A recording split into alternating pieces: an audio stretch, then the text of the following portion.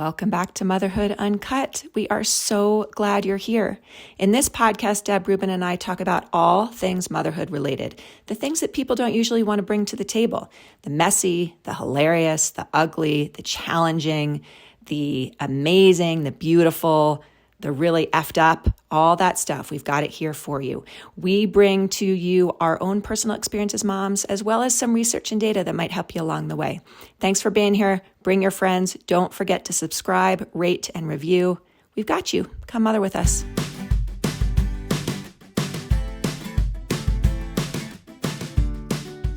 Hey there, this is Deb. So Kate and I got to interview Dr. Mary Shackelton this week. And she is this incredible naturopath in town. She's been working with women for over 25 years. She's the founder of the Holistica Integrative Care clinic, and she wrote a book. We're going to have all this amazing information for you in the show notes, but she is just this incredible wealth of knowledge. We learned so much from her, and I hope you enjoy the show as much as we did. Thanks for listening. Deb and I love jewelry, and we also feel really inspired to be shopping at locally owned, intentional businesses. Leela Inspired has an ethos that guides their design, their culture, and their personal and shared lives. The collective mindset and way of living is best represented through three pillars in their business: create, connect, and explore. Their jewelry is beautiful, and it stands for something super important. Go check them out, leelainspired.com.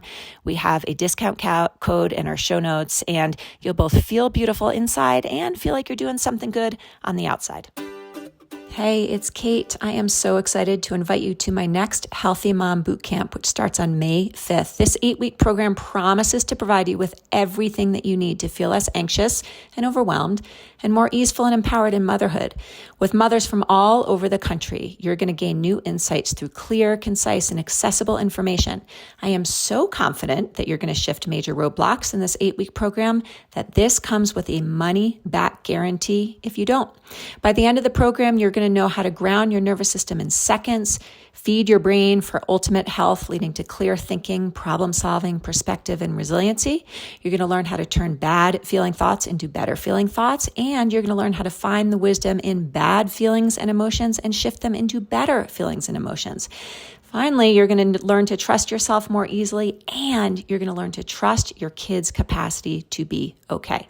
I have a special discount for you. If you put Motherhood Uncut, all lowercase, in checkout, we're going to give you $200 off just for you. Come join me. Hey, this is Deb. So if any of you are listening to me, you know by now that I have a huge passion for self-discovery and growth. I love helping people find their way back to their intuition, especially when it comes to building connection.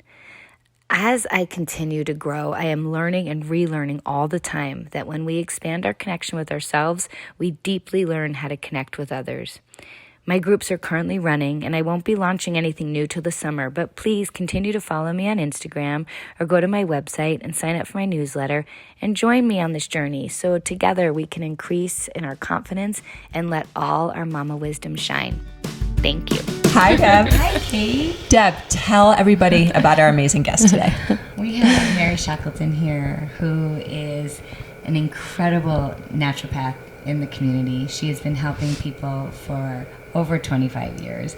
And we're so happy to have you here because we want to learn from you. And I'm going to turn it over to you to introduce yourself. Okay. Well, thank you for having me. These are my favorite types of conversations to have. I am a naturopathic doctor, and I've been in Boulder for 25 years. And my practice has really, over the years, morphed from, I did a pediatric residency. So I started with peds, and then I realized, you can't get the kid well unless you get the mom well. Wow. So then it really... Speaking our language, Mary. Right? And so then, really focused on women's health. And I had the Women's Center for Natural Medicine for many years.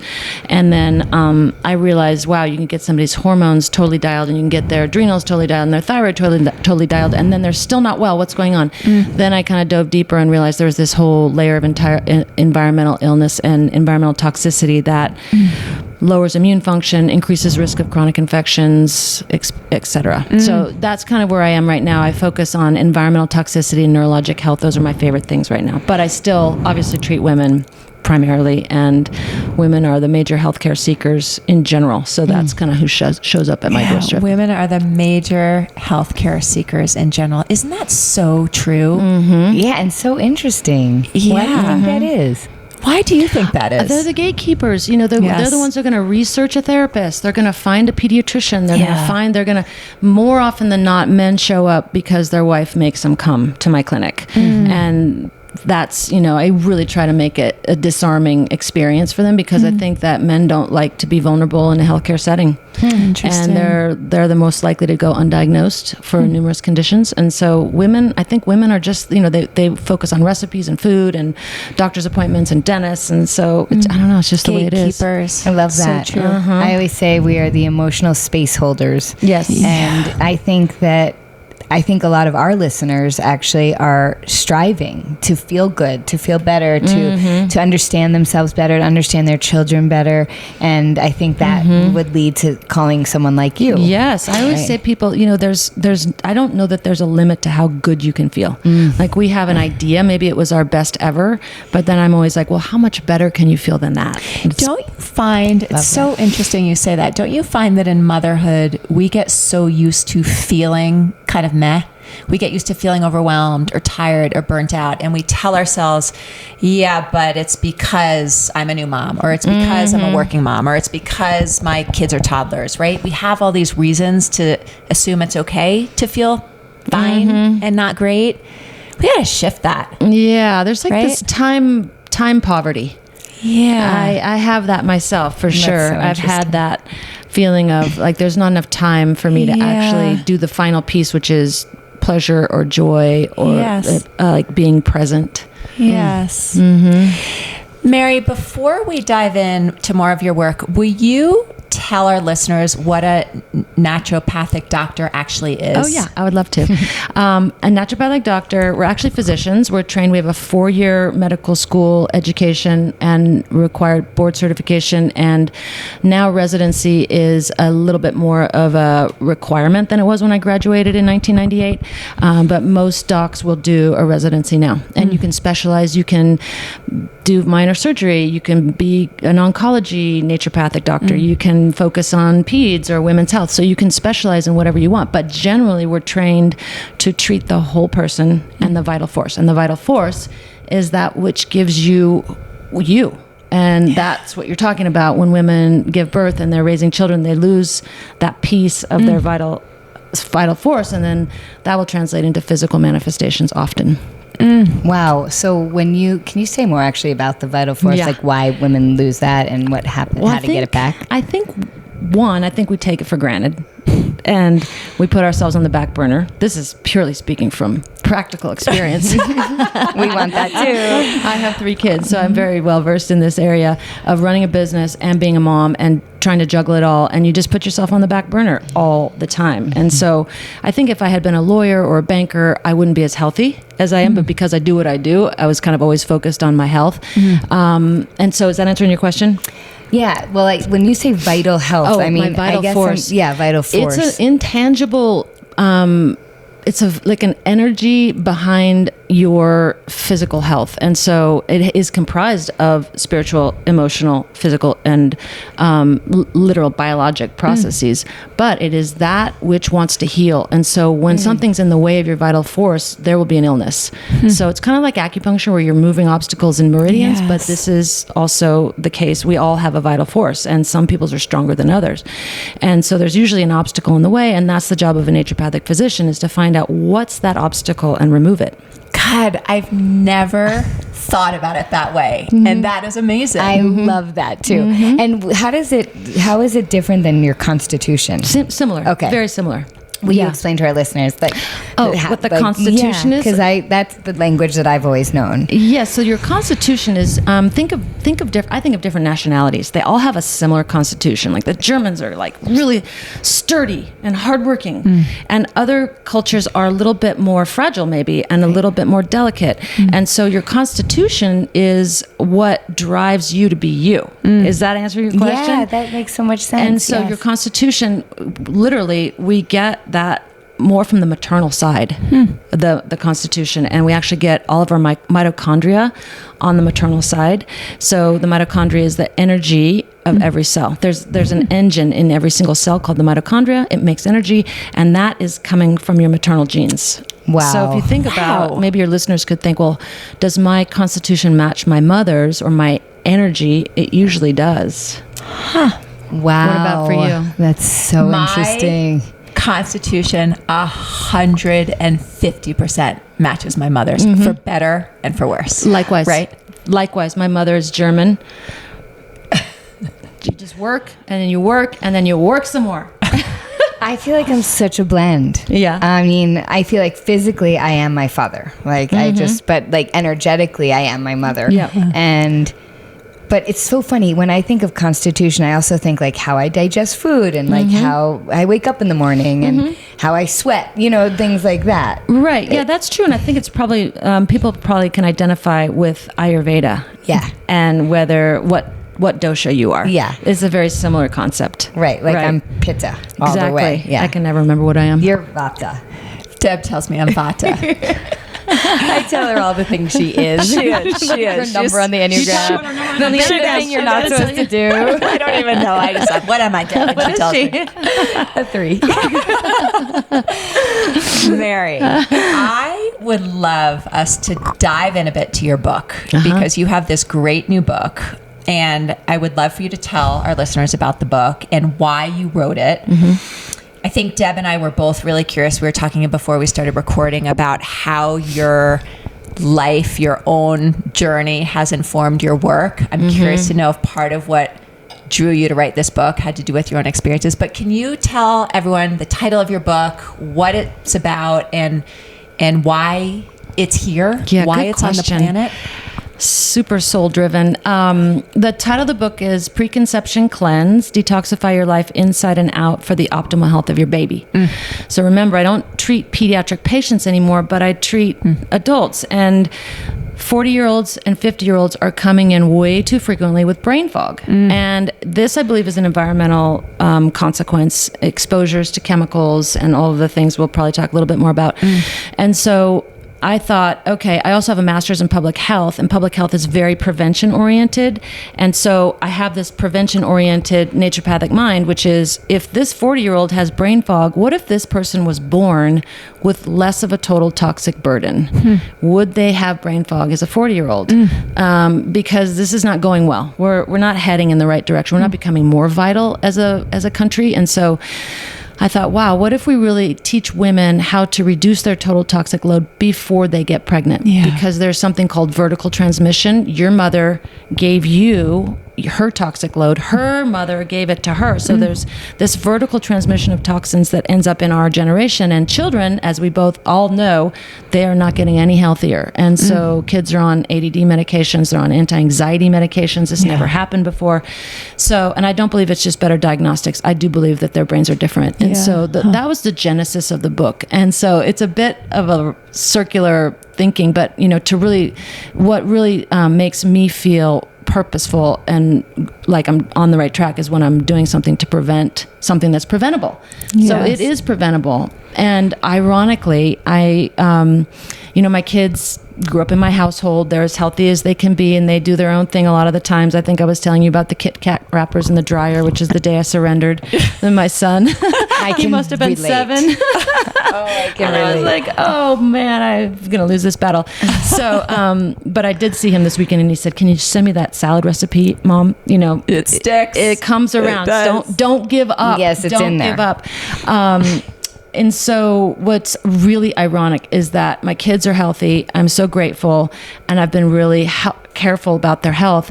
And then my son started college this year, and the same pattern showed up for him, which was starts out really strong, end of the semester, paralyzed, drowning. And I'm like,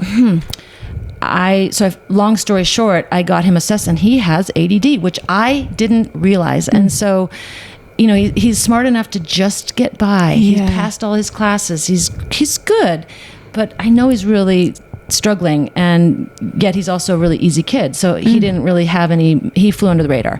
So it was literally 2 weeks after he got his diagnosis that this book was published. And I realized, I probably gave him a lot of that, what's going on in his brain, and because of what was in my body when I gave birth, when I was pregnant. So it kind of like, you know what, if it's happening in my house, it's happening in everyone's house. The naturopathic doctor's house. Yeah. And we're pretty healthy, but it's not perfect. Don't get me wrong. We're, Can I just ask you, it's interesting. You just named this thing that we do as mothers a lot, where we sort of connect the dots. And I heard you just say, oh my gosh, I realized, I think you said I gave to him. I think you were saying that ADD that he's now diagnosed with in college potentially was in part caused by some of the toxins that he had. When you acknowledge that connection, what do you do with that as a mom? How do you sit with that? I tell you what, I feel like if I have it, then the fault is on no one. Again, I'm not perfect. It's a reflection of what our environment is facing, or what people are facing, no matter what they do. Yes. I have a sauna. I sit in my sauna. I juice. I eat organic exclusively. I'm careful. I'm aware. And look what happened. So it's not. It's if anything, not personal. I want moms to not at all. But again, moms are the ones on the front lines looking for help for their kids, and so I never ever want a mom to feel like it's her fault, because it's not your fault. For saying that. Yes. Never, never, never. But what is the problem is what's happening in the environment, and so the more awareness we have around that, the better. So I know we don't want to go down like the hardcore road of environmental things, but I am curious if you wouldn't mind speaking to just a few things that we need to be mindful of around the environment. And I really a little bit goes a long way in this area. Like a little bit of awareness. You don't have to turn your house upside down. And what I always really want women to do is to give themselves a year. This doesn't have to be done in 2 weeks. Give yourself a year to get through those products in your bathroom that are maybe not great for you. Replace them with good things. That would be huge. So the things to look for are fragrances, parabens, all the things that you might be familiar with, but you might not know how to recognize on a label. And so there are some amazing tools for that. There's one called Yucca, Y-U-K-A, it is fabulous. It reads a barcode and it'll rate the product. Wow. And so not every product comes with a barcode because it comes in a package. We toss the package. But if you have a product you're not sure about, you can put it into Environmental Working Group, EWG.org. They have a skin deep database, and you can put the name of the product in there and they will rate that. So go through your bathroom when you have time with a friend. It's way better with a friend. Maybe some wine or tea. The bathroom challenge is what I'm calling it. And just like maybe make a mental note of things you want to replace. Fragrances are really kind of the worst, the dirtiest, the F word. Fragrances, the problem with these chemicals is they look like hormones to our body. They sit on the cell receptor and make your body look like it has extra hormones. Wow. When it really doesn't. And so that's interfering with sperm health and ovarian health and all kinds of things. Go. Mary and I were talking about this the other day, and I was like, you should be up in the second floor of my house at 8 o'clock every morning and smell the 27 fragrances. Well, this is thank you. I was just about to say the same thing, that I'm going to ask you to put on your mother hat right now of how, I'm working really hard with buy-in. I want my kids to buy in for them, not because my agenda is bigger than theirs. Because once my agenda is bigger, I lose them. And especially on makeup and products. And I am I will pay for the good stuff. Yep. And they are like, no way, we want Target. We want to go and I want to be mindful of not sounding like a snob here, right? Correct. But I feel really... when I smell those fragrances, I have such a visceral reaction, and always have actually. Since I was a little kid, I had severe allergies, and I was I just couldn't deal with big fragrances. Anyway, as a mom, how do you do that? How do you get them to buy in? Wow, good. It's a process, and I try to empower my kids. These are all the safe ones. Pick what you want. And I actually just created a list that I can give you a link to. Safe menstrual hygiene products, safe shampoo, and safe makeup. We can add that for in teens. the show notes. Yes, I want that. Yes, I want it's that. great. And so you can do it with them. One of my, I started this with my oldest daughter, who's now 22. We used to go shopping for clothes, and I refused to have that bickering about clothes with my daughter. So I was like, let's just both agree that we like it. If we both don't like it, we don't buy it. So you could do the same thing with the products. If we both don't agree, we can't buy it. But there's so many products now. Wait, which is basically saying if I don't like it, you can't buy it. But if you say something that's too granola hippie for her, she says no, and that's a no. Right. Okay. So she gets to say no too. Okay, yes, I like it. She gets to say no.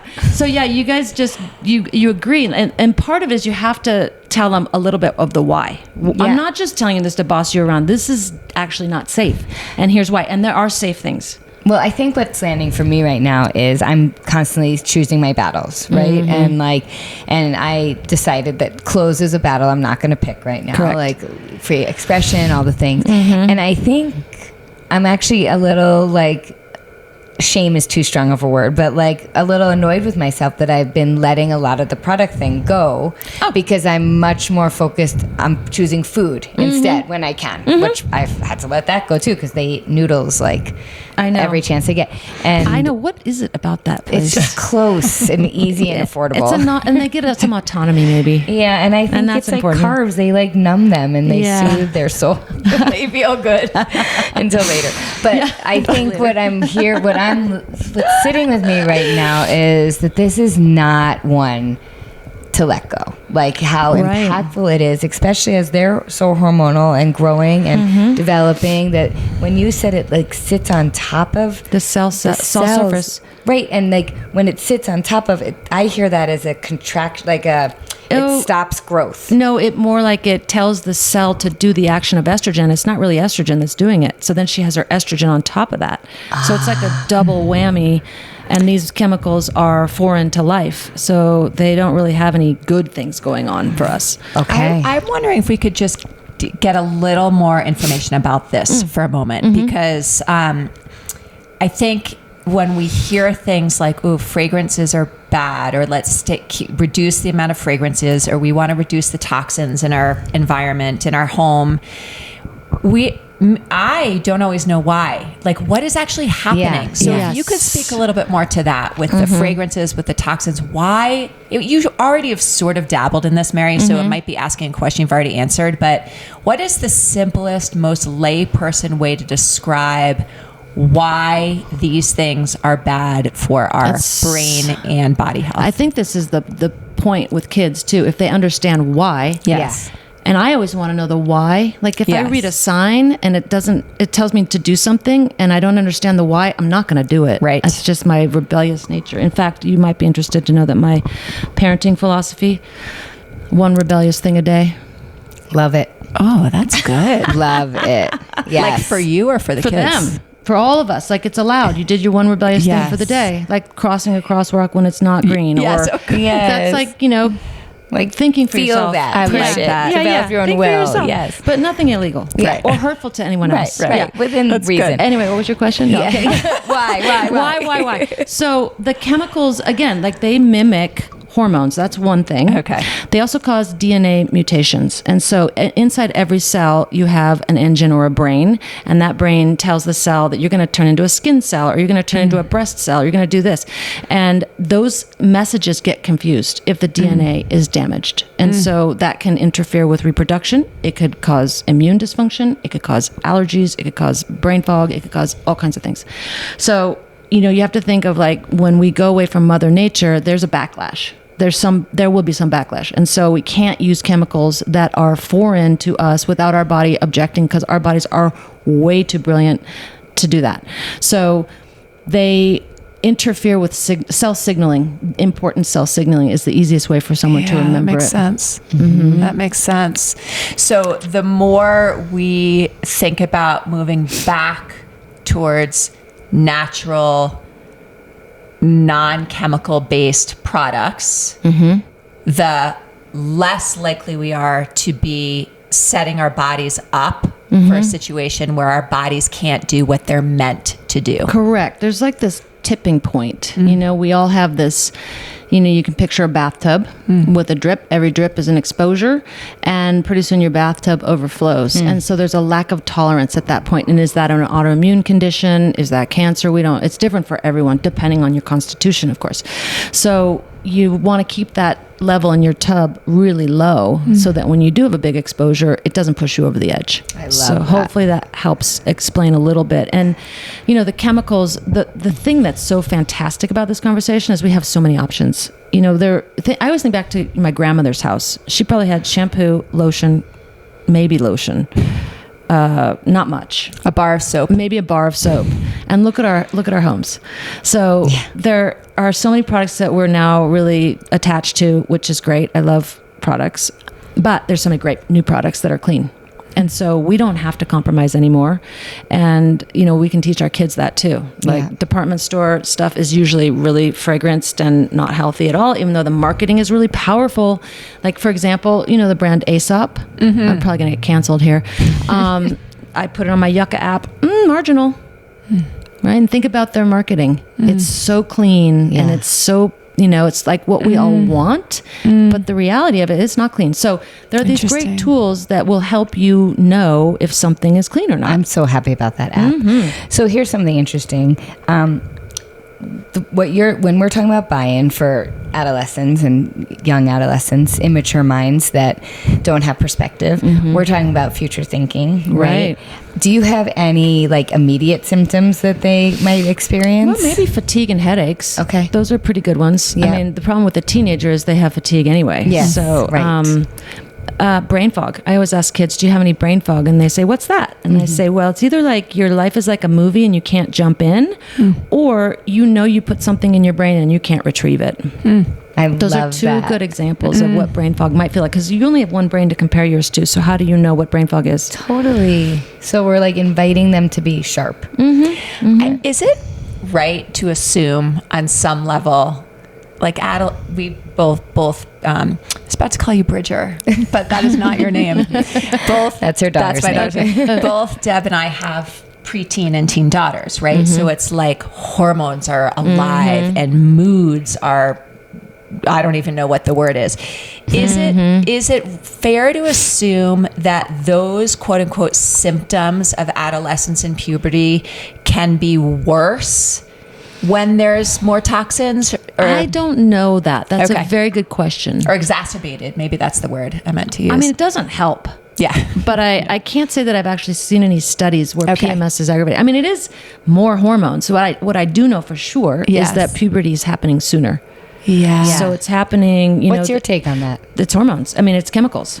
For sure. And so, we didn't ever used to have this much exposure, and our bodies are now menstruating earlier, up to 2 years earlier than they were in the past. And they're actually rewriting textbooks because this is common but not normal. And so they're putting it in textbooks as if it's normal. So I think it was in 1950, a period was the average age was 12, and now it's around 9. Yeah, I actually just read an article, or maybe I listened, that was saying that anxiety is way higher right now because hormones or puberty is setting on so much earlier, but their brains are not aligning up with this real thing of I'm able to have babies now. And, the actual, when we think about puberty, that's what the body's message is, and the brain is so far away from that, not even crushing, and how confusing that is, and that's having a direct correlation with anxiety and depression. Makes sense. I think the anxiety, personally, I think it's neuroinflammation.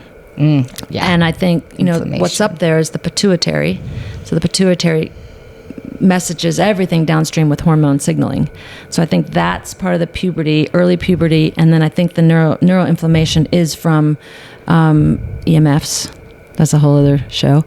What is that? Electromagnetic frequencies. So cell phones, computers, Wi-Fi routers, anything that's plugged into a Wi-Fi, that is, again, there's no counterpart in nature for that. So our bodies can tolerate it to a certain point, and then there's a lack of tolerance after that. And that might be insomnia. It might be migraines. It might be visual changes. It could be all these things.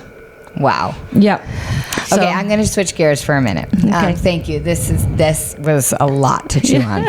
As I'm gonna scare a you. working mom, no, you're giving us really important information. Then we should be a little scared, right? Well, There's a lot to be a little scared about. Yeah, I do feel like, the consumer is in charge here. That's the good part. That's our responsibility, right? That's where we have power as a consumer. And maybe before you ask this next question, Yes. for those listeners who are listening who are feeling very anxious, what would you say to them? What would you want them to know? Or what advice do you have for them, the Well, listeners who are... I think the first most important tool is food, honestly. So, if this is daunting information, then maybe bite off the one thing, which is working on getting commercially grown produce out of your house if you can. Not everybody has access to that, but if you can, that's really helpful. And, food is medicine. And so the more we rely on food to supply us with nutrients and fiber and all that, the healthier we are and the more resilient we are to these exposures. So I think food is the number one thing to do if you can start with. And then also on the environmentalworkinggroup.org, EWG.org, they have a list of foods that are called the the Dirty Dozen and the Clean 15. So if you live in a place where you don't have access to organic produce, there are 15 foods that are pretty clean, grown commercially. Beautiful. That's great. So that's really helpful. Things like citrus and avocados and things like that that we don't really need to buy organically. That's right, because they have like a thick skin and things They're like usually that. not heavily sprayed crops. And then the Dirty Dozen are things you just want to avoid if you can't find it organically. Yeah. Because of all the chemicals. And then it's really not worth eating a strawberry, for example, because of the number of chemicals that are on it. So Yes. something else. That's great. Beautiful. Thank you. So as a working mom that is in the helping people profession, which we know is full of passion and takes a lot of energy out of your heart and your brain, can you tell us a little bit about what that's been like for you in your journey as being a doctor before you were a mom and how that shifted, just what it's been like? Yeah, I guess I always knew that I wanted to have kids. That was my husband and I never had what do we do here? It was like, yes, we're having kids. And yes, I went to med school. And yes, the day I signed the lease on my first clinic, I also got a positive pregnancy test. So I've never been able to separate the two. No, thank goodness. But I couldn't ever separate the two. So I've always kind of been a working mom. And I had to get really efficient, because I didn't have 40 hours a week to market and study and publish papers, whatever. So I had to get really efficient. And I would say looking back, and then I had another one, and then I had another one. So I had 3. And I do have, looking back, I'm really grateful because obviously I just, I'm so grateful to be a mom. And it's my first favorite job. And I will say, looking back, I wish I had met people like you when I was a new mom, because it was pretty intense and pretty isolating to build a practice, learn how to do time management, learn how to get people well, have a good reputation, be good on top of being effective. And so I would say that, looking back, I do have some regrets about that. And I don't know that moms never have regrets. I just wonder if you're a stay-at-home mom, you probably have regrets too. So I think it goes along with the territory. And I tell myself that all the time, that, I've tried to be as present as possible. But there are times when I couldn't be present, or I couldn't be home, or, my mind was in 95 other places. And so, yeah, if I could do it over, I would work a little harder on the balance piece, just because I have a little bit of regret about that. But as I was telling you, that my oldest daughter just unsolicited one day said, "Mom, I'm really glad you worked." She said, "We had a great nanny and we loved her. And she really was way more fun than I would have been." But also I do think the upside on some level is having my kids see me be successful. And, there's a good piece of that as well. Yeah, they saw you being you. Yeah. I think your piece around regrets is so powerful, and I think a lot of our listeners can relate to that feeling. And yet when you're living your passion and your truth, that is actually one of the most incredible models we can give our kids. Right. And I think that there's so much wisdom that comes from both sides. Like for a parent that is home and being there and what the child experiences, and then what the child experiences when they don't always have a parent close by. And I just think there's so many ways to look at this. So thank you for sharing that. Yeah, you're welcome. Really I know that, motherhood comes in all shapes and sizes, and so we all do it differently. And, I just think we all would love to do a little piece differently if we could, and that's probably totally normal. Totally normal. Yeah. Yes. Yeah. So Deb and I are regularly saying to each other and to our listeners that there's nothing we talk about with our clients that we're not doing ourselves, right? That like really is just all-time equalizer is motherhood, right? We all feel the pain of our kids' pain, right? And we all feel the waves of stress, and just, that all of us have to have those practices for mental, psychological well-being.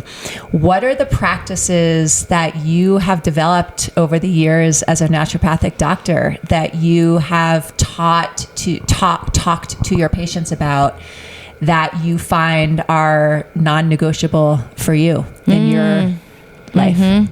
Definitely yoga. Definitely 30 years of practicing yoga. For me, I know not everyone loves it, but I don't know what I would have done without it. Yes. And then eating well.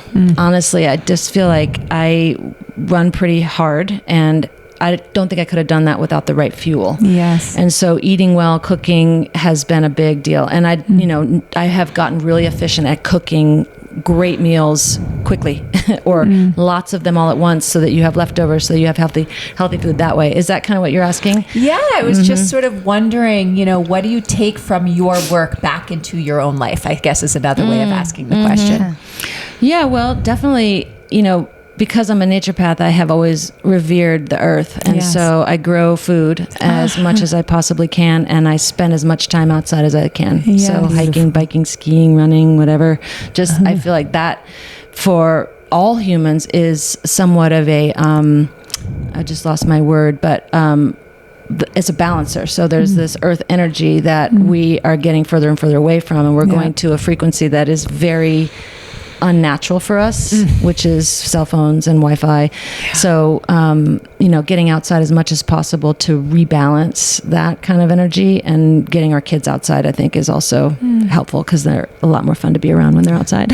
Hallelujah. Yes. Barefoot, ideally. Oh, I love that. That's actually one of my go-tos. I stand barefoot on the grass at the end of the day or first thing in the morning, and I just need to feel my roots go in. And it does so much for me. It does. Yeah, it's magic. You're earthing. I'm Earthing. way earthing. Yep. Yes. I love that idea of coming back. I mean, we know this intellectually, but really that idea of coming back to nature, coming back to what is natural. And in this world where we're being so pulled in all these directions that are, more quote unquote synthetic or chemical or man-made, right? What it's like to really come back to some things that we can do to reconnect ourselves with simplicity and earth. Yeah, I think And it's everywhere. I think about the conventional medical model is a good way to look at this. It's more technology, less health. Whereas we know what we can do to heal someone with let's say an autoimmune condition comes from a very natural, simple place. It doesn't have to be a sophisticated laser or treatment, or the answers are there. You said something early on about our vital force, and You love this topic. I really do, and I kind of want to close on it, because what I heard you say, and correct me if I'm wrong, but that the body wants to heal, and that when we tune into that vital force, it's and what I think your medicine really relies on is looking for the health, and that when we look for the health, then we can find the obstacles, but we have to align with that health in order to move things out of the way. And I feel like that is such a metaphor for everything. Yes. Yeah. The body wants to heal no matter what. We don't have to teach it anything. Yes. So if you're moving, if you're sleeping, if you're eating, there's a better chance you can heal than if you're not doing any of the things that support those healthy habits. I love that. You don't have to teach it anything. I No, think it's that's great one of the best reminder. things that I've witnessed over 25 years. It's wow, your body did that? Yes. Wow, wow. Well, like motherhood is the perfect example. Yes. Like one, you don't have to think about growing a baby. If you didn't notice that your waistline was changing, you wouldn't know you were pregnant. You're growing a human. It's just programmed. It's just doing it. So our body's the same way for healing. And it is super fascinating. I revere this ability to watch this every day is so fascinating. It's like, wow. What an powerful. honor. You are doing such good work in the world. Thank you. Thank you for spreading Thanks your for having love me. and your light and sharing your stories with us and so much information. Thank you for Couple having me. logistical questions for our listener. Who is your book? Who is the right reader for your book? Who should go find your book? Actually, anyone. So we were talking about moms having this information, even though they might be done having pregnancies, they still have children. And your family's health will benefit by knowing what's in this book. It's a how-to guide, basically. How to detox, how to avoid exposure, how to eliminate exposures, making sure all the 5 pathways of elimination are open. So ideally, I wrote this book for young women that are preconception. Yes. And now I probably will write one about sperm health because it's declining 40% over the last 50 or 60 years. So I feel like I don't want to just have women read it because it really is for everyone. Yes. But the title really is for women that are in their fertile years before they're going to have babies. Awesome. And where can people find your book? Amazon. Perfect. You can type in the preconception cleanse and Mary Shackelton and it'll come right up. Awesome. And then Mary, you have an Instagram presence. What's your Instagram handle? Dr. Mary Shackelton. Dr. Mary Shackelton. And if people wanted to find you to work with you, either do you work with people who are not local to Boulder as well? How can people find you? Well, you probably could. The easiest way might be to go through Instagram, or you could find my clinic, which is holisticacare.com. And we'll put all that in the show notes. That's great. Yeah, well, thank you for having me. This is fun. I'm Thank glad you you guys for get to being do here. this. all I the know, time. I it's learned so amazing. much. This is a fun way to spend our working I days. bet. It is. I bet. Well, thanks so Thanks, much. Mary. Have a great day. Hey, you guys, it's Kate. We really hope you enjoyed this week's episode. And if you did, go ahead and share it with a friend. It also would mean the world to me and Deb if you would take a minute and write a review. If this podcast makes you laugh, makes you cry in the best of ways, helps you feel less alone, gives you information that's useful to you in your mothering journey, if you write a review, it will make this more accessible to other mothers like you. So take a minute. We'd be so grateful. Thanks for being here.